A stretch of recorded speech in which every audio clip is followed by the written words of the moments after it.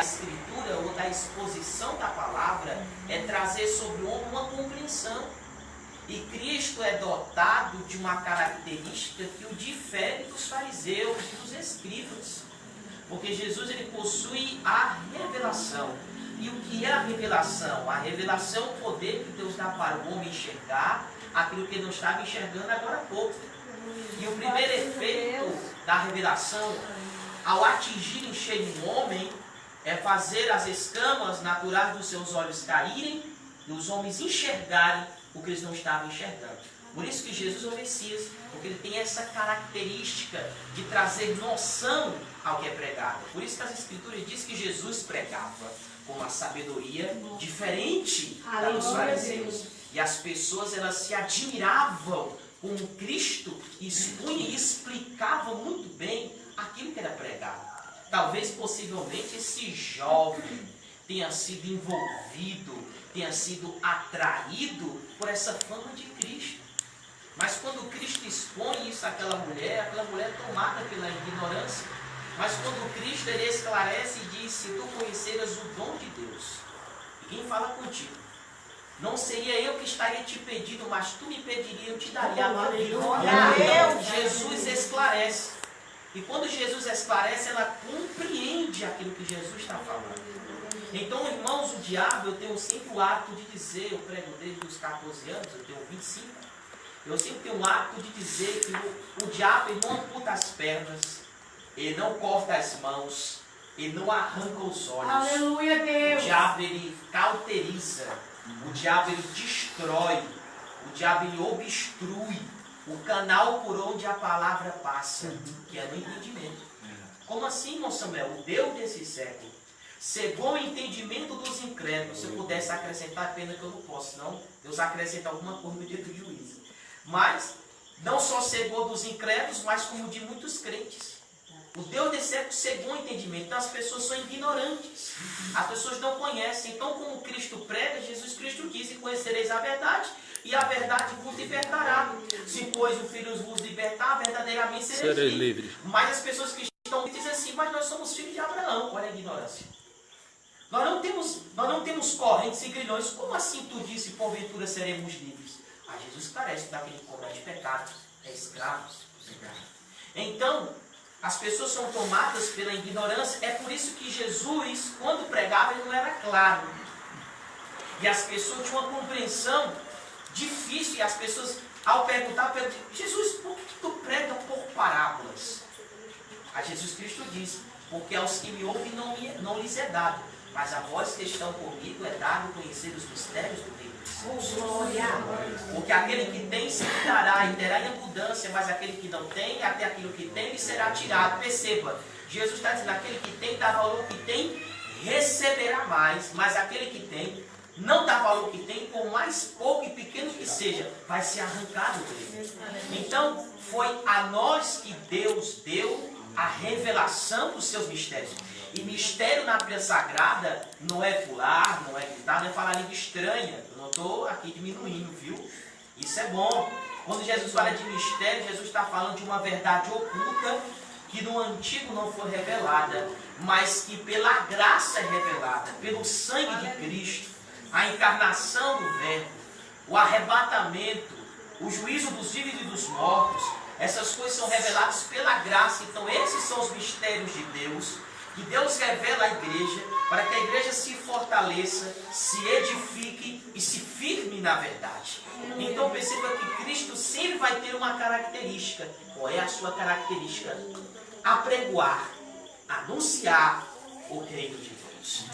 E o que é o reino de Deus? Bom, Jesus Cristo diz que a primeira coisa que nós temos que fazer é buscar o reino de Deus e a sua justiça, e as demais coisas nos serão acrescentadas.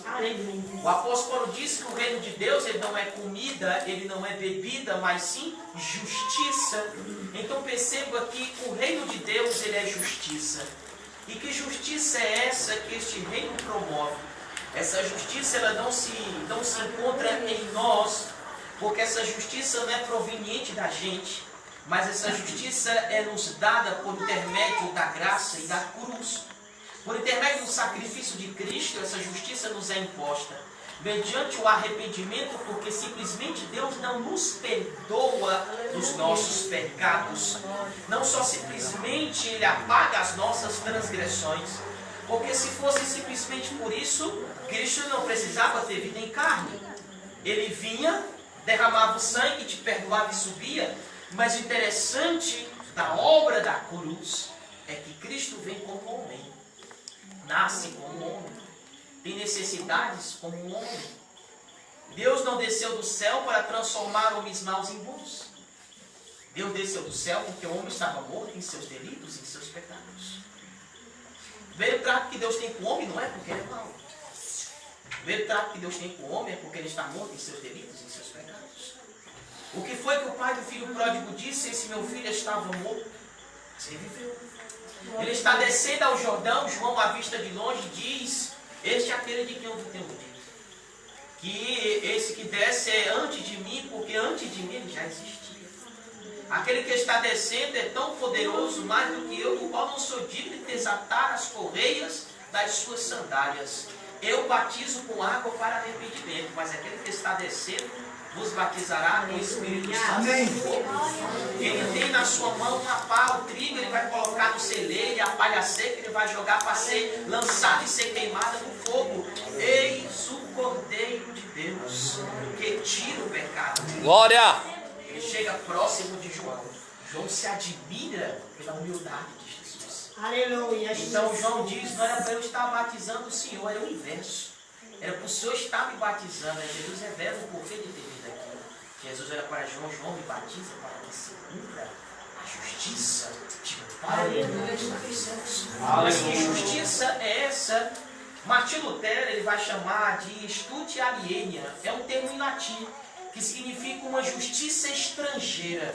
Algo que é fora da gente, algo que não é produzido em nós. É algo de alguém que veio sobre a nossa vida de tal ponto que quando nós nos arrependemos dos nossos erros, quando nós nos arrependemos dos nossos pecados, Deus não só nos perdoa, não só nos liberta, mas a sua vida é imposta em nós. Irmãos, isso é grandioso. Glória a Deus. Porque Cristo ele vai mudar a personalidade. Você entende o que é isso? Aleluia, Deus. Jesus vai mudar natureza. Aleluia. Jesus vai mudar atitudes. Jesus vai mudar personalidade na psicologia, aquilo que determina aquilo que o ser humano fala, aquilo que o ser humano age, aquilo que o ser humano é. Isso não é mudar em cadeia, isso não é mudar em presídio, isso não é mudar em tratamento de choque, isso não muda. Personalidade é aquilo que nasce com a gente. Uma pessoa que é calada, personalidade. Uma pessoa que chega e conversa com todo mundo, extrovertida, isso é personalidade. Isso não se muda, mas Deus rompe barreiras. Aleluia. Cristo, por intermédio do sangue, muda a natureza do homem caída numa natureza morta. Ou melhor, uma natureza caída, uma natureza nova. Por quê? Porque Cristo tem essa característica. Ele nos impõe essa justiça. Então, nós não somos mais vistos como nós. Somos vistos agora por aquilo que Cristo fez na nossa vida. Então Deus não nos vê hoje, Deus não nos enxerga como somos, mas vê a obra do seu Filho estampada na nossa vida. Deus consegue não só a sua natureza, como as suas qualidades. Então perceba que nós possuímos a natureza de Cristo, o caráter de Cristo, as qualidades de Cristo, a mente de Cristo. Irmão, é aquilo que o Franzé diz: se liberte disso. Por quê? Porque uma pessoa liberta, renovada, transformada por Cristo, ela não é assim. Uma pessoa transformada por Cristo, ela não passa por estas coisas. Embora seja ser humano, embora tenha uma natureza nova, mas essa natureza está encarcerada pela carne. E é por isso que o apóstolo Paulo diz que o bem que eu quero fazer eu não faço, mas o mal que eu não quero eu vivo fazendo. Quando Paulo fala de bem e de mal, está falando de coisas boas ou ruins, ele está falando da carne. O bem da carne é que os desejos que vêm na mente, você as concretiza. Que aquilo que a sua carne maquina e deseja, você faça, você bote para fora. Mas o apóstolo Paulo faz o inverso, ele crucifica a carne. Isso é pureza. Você crucificar a carne. Eu tive até uma conversa com meu pai, e meu pai disse: quem faz isso tem um dom incrível. Porque crucificar a carne não é fácil. O apóstolo Paulo chegou ao ponto de chegar que aquilo que a sua mente quer pensar, ele não pensa. Que aquilo que a sua carne quer desejar, ele não deseja. A sua mente é voltada para as coisas de cima. Glória a Deus. Então esses são os mistérios que Deus concede ao homem por intermédio da graça. Isso são os mistérios. Glória. Então talvez seja por essas características ou por esses tipos de mensagem que deve ter atraído o jovem aqui. E o interessante, percebe, irmãos, que esse jovem não quer cura. Esse jovem não quer milagre. Esse jovem não quer nada. Ele chega para Jesus porque Jesus não andava sozinho. Jesus andava com 12, fora os 70 e fora os 500. Fora a multidão que o acompanhava. Então, como disse o cearense, era junto para Dedéu. Então esse jovem, com certeza, deve ter gritado: bom mestre! Eu acho que Jesus deve ter sorrido. Bom mestre. Esse bom é meu Pai que está no céu. Glória a Deus. Aí assim, que farei para herdar a vida eterna? Perceba, os olhos desse moço não estão aqui. Aleluia. Os olhos desse moço estão, como diz Jonathan Edwards, cravados na eternidade. Oh, glória. Seus olhos estão voltados para o céu, Glória para a a Deus. eternidade. Ele não quer nada aqui. Ele quer uma fórmula, ele quer alguma coisa que faça com que ele possua e adquira a eternidade. A vida eterna. Porque vida eterna é viver para sempre. Vida eterna é algo mais elevado. É algo que está condicionado à eternidade. Só quem é eterno. Irmão, eu convoco qualquer teólogo para me explicar a eternidade. Me explica a eternidade. Por que Cristo fala mais sobre o inferno do que o céu? Porque o céu é inimaginável. Glória.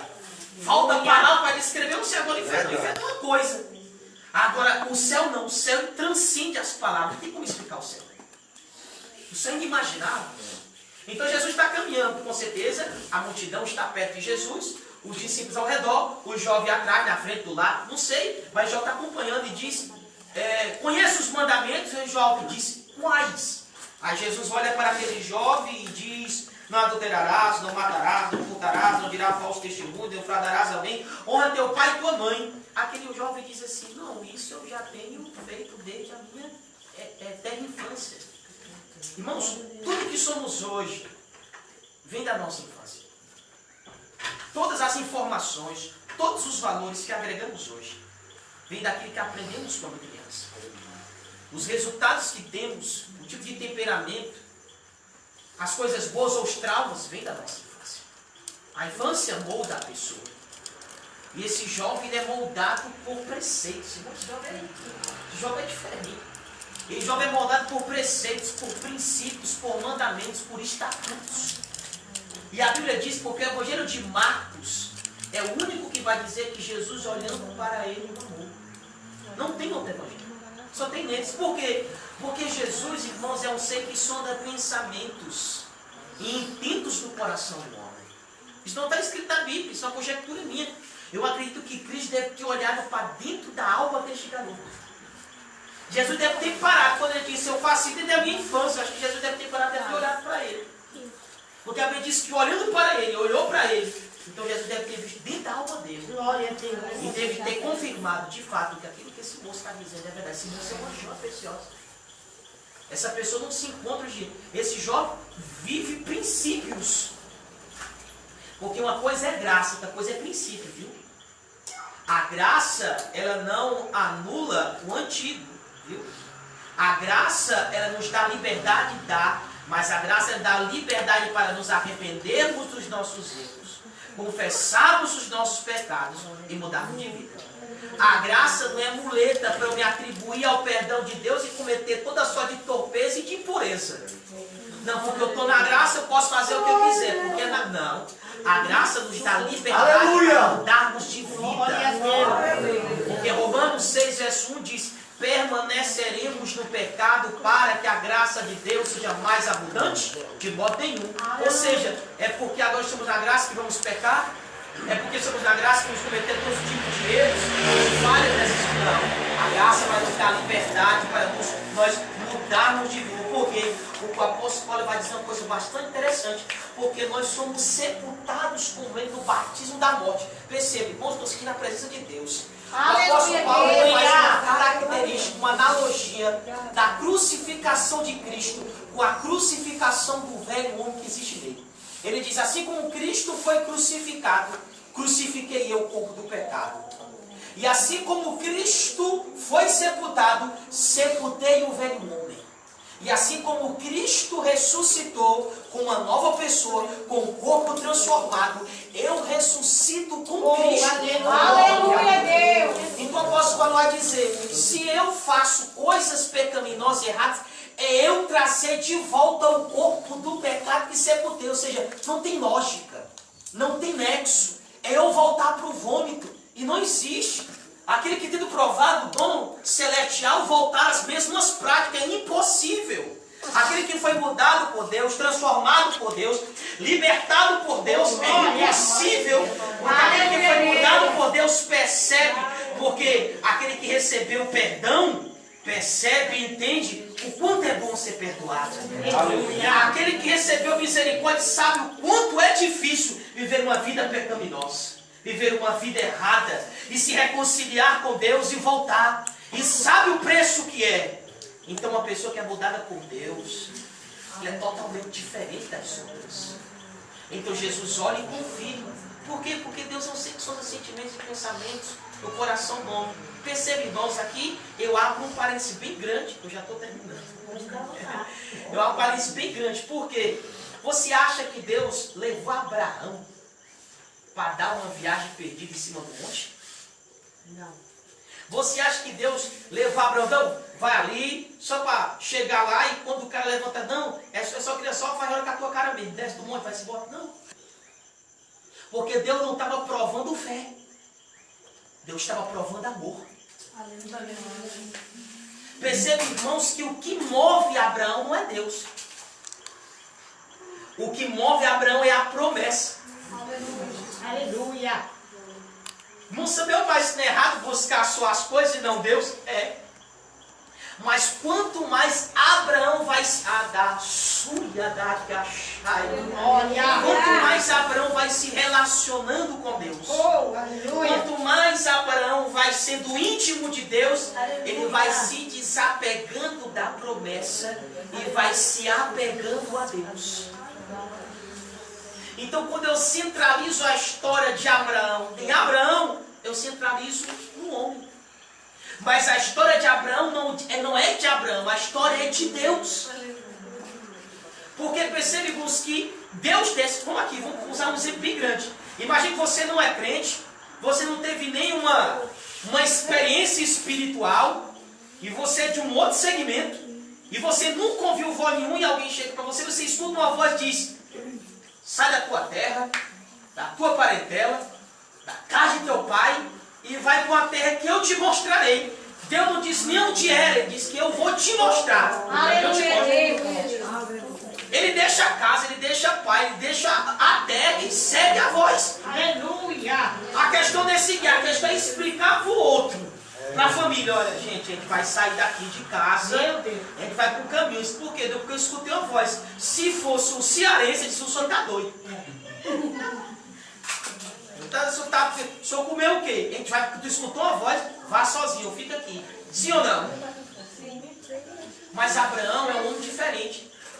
Porque perceba, irmãos, perceba que quando Deus nos unge, a unção nos faz perder tudo. A unção não agrega valor, a unção faz nos perder tudo. Perceba que quando Deus chama Abraão, Deus vai esgotando Abraão. Sai da tua terra, da tua parentela, da casa de teu pai. Deus vai esgotando Abraão, vai tirando tudo. Perde Ló. Vai esgotando Abraão. Até que chega o momento. Quem foi que pelo amor de Deus? Liga a luz, irmão. Deus vai esgotando, vai tirando tudo de Abraão até Abraão chegar ao ponto de Deus provar não sua fé, mas o amor que ele possui. E como é que Abraão desapegou da promessa? Quando ele diz: vai, Aleluia. sacrifica ele, mata ele, e ele vai. Aleluia. Ele não está mais apegado a Deus, está apegado a Deus, ele confia em Deus. É tanto que quando ele sobe, ele diz: fica aqui, porque daqui a pouco descerei eu e descerei o menino. Ele acredita tanto em Deus que Deus não vai deixá-lo só. Então percebe, irmãos, que Deus não estava provando fé, Deus estava provando amor. Mas quando Abraão levanta o cutelo para matar, eu acredito, irmãos, que Deus deve ter olhado para dentro de Abraão. Deve ter olhado para dentro dele, deve ter percebido que Abraão deve ter entendido a ordem. Deus mandou matar, então vou matar. Quando Deus percebe que ele aceita, ele acata, aleluia, a ordenância, aí Deus intervém na história.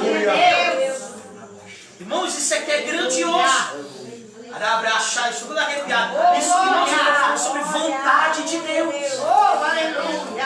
Não, irmão Samuel, não fale de vontade, porque vontade de Deus é difícil. Não, vontade de Deus ela é suave, ela é perfeita, ela é agradável.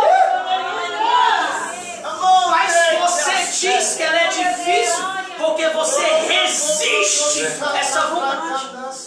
Você se opõe contra essa vontade. Eu vou dizer uma coisa que é a Tricuma. Que a Tricuma diz que enquanto eu fizer isso, não existe uma vontade, existe duas.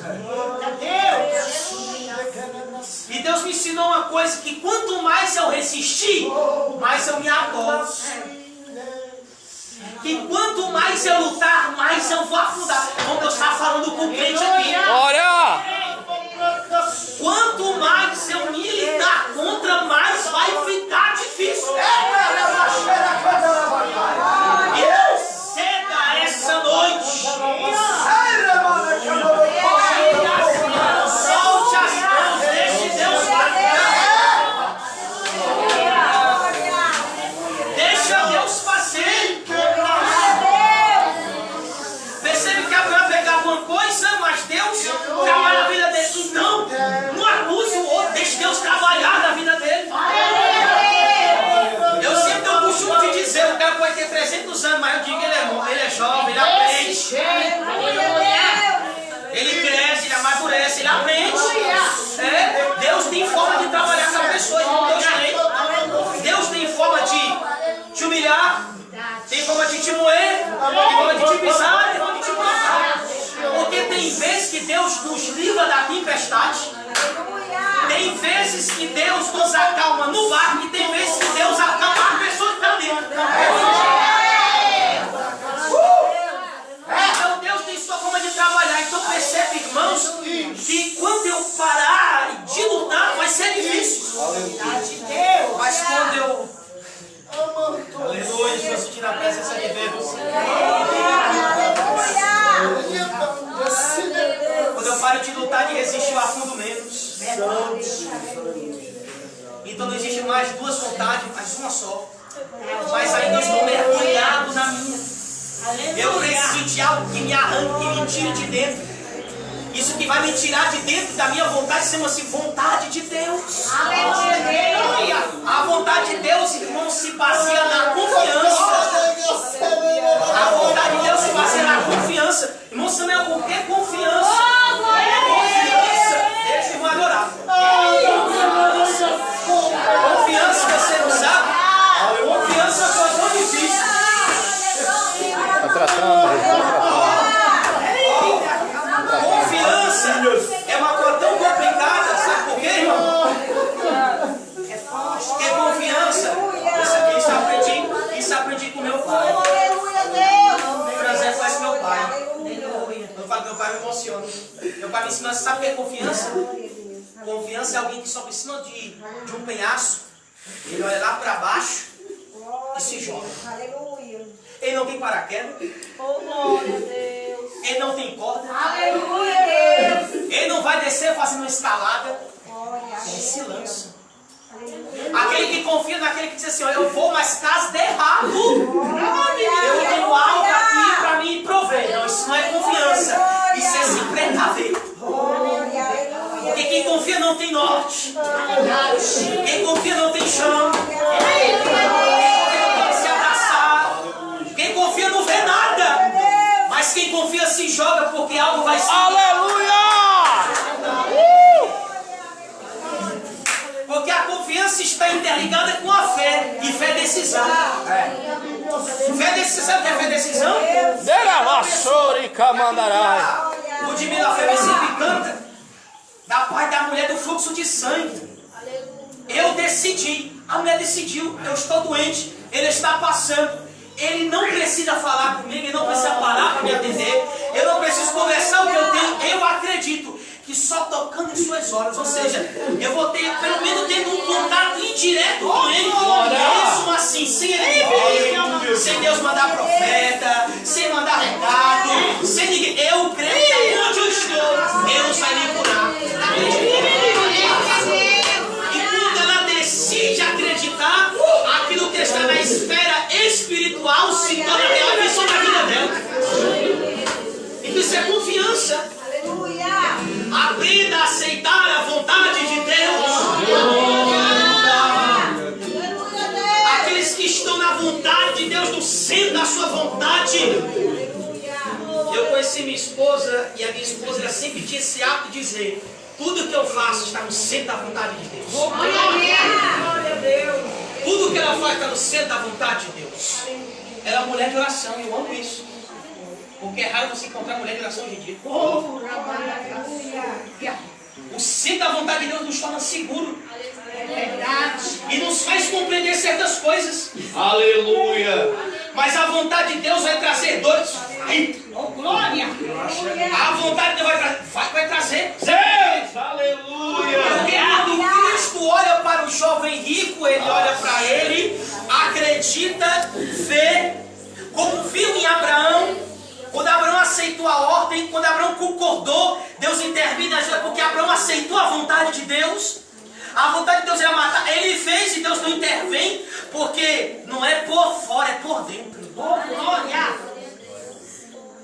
Eu me lembro uma vez que eu estava lavando louça, nessa época eu era solteiro. E eu me lembro que eu estava lavando louça e o papai pediu para jogar o lixo fora. E teve um problema, uma discussão. E eu estava lavando a louça, zangada, e Deus desceu comigo, falou comigo. Aí Deus disse assim, ó, não jogue o lixo fora. Aí eu disse assim, Senhor, tu está a favor de mim? Eu disse, não, eu vou lhe ensinar uma coisa. Não jogue fora. Aí eu disse, por que, Senhor? Porque o seu serviço não presta. Aí deu aquele temor.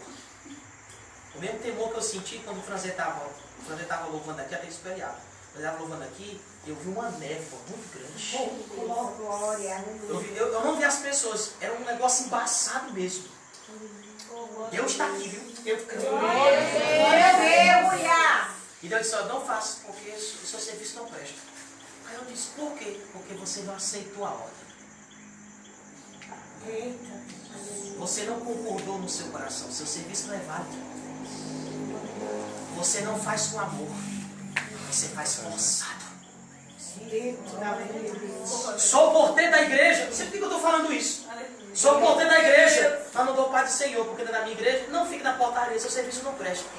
Aleluia! Não presta. Estou passando na rua, não dê paz do Senhor, seu serviço não presta. Faça porque você aceitou a vontade. Aleluia, justi na presença de Deus. Não faça porque você não aceitou a vontade. Você não acatou a ordem. Deca subi a dar a chance da revarácia na cante.